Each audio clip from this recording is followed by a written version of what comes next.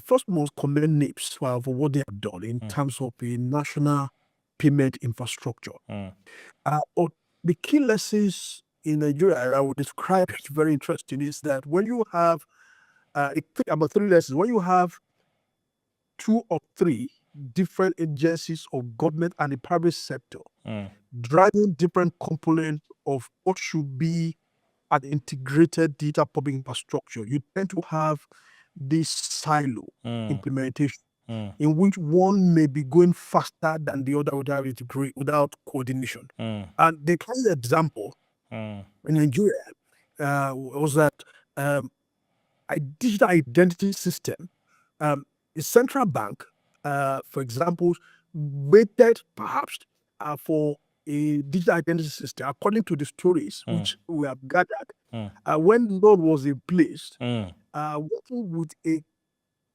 private consortium of banks, put together the Nigerian Interbank Settlement System as a national payment infrastructure, and created a bank verification number system, which is a digital identity system.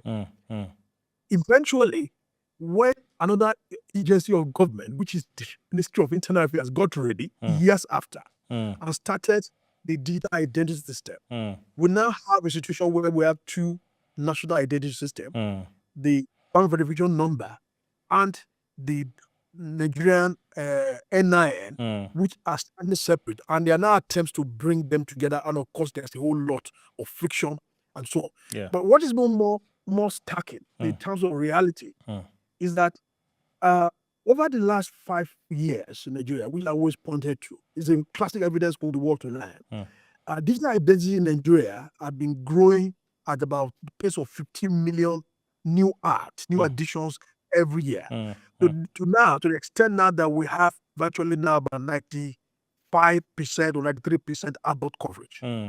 But on the payment side, financial inclusion side, we are barely able to move the number of new additions to financial accounts by 2 million or 2.5 million, 3 million a year. So today, we now have about 120 million people on the national identity system.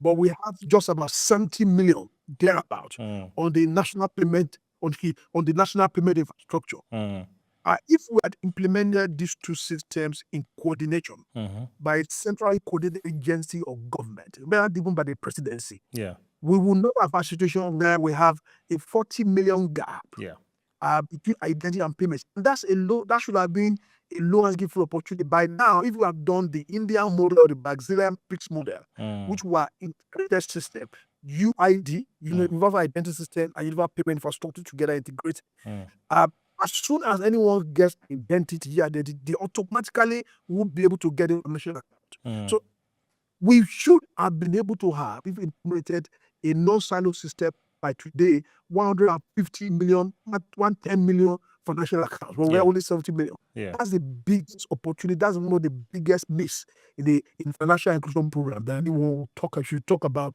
in the world, from the world to the way in which we have implemented. And it's much harder to now find what I call those missing 40, 50 million people in the between identity and payment. And there's a whole lot of work to find them and bring them back into the payment infrastructure.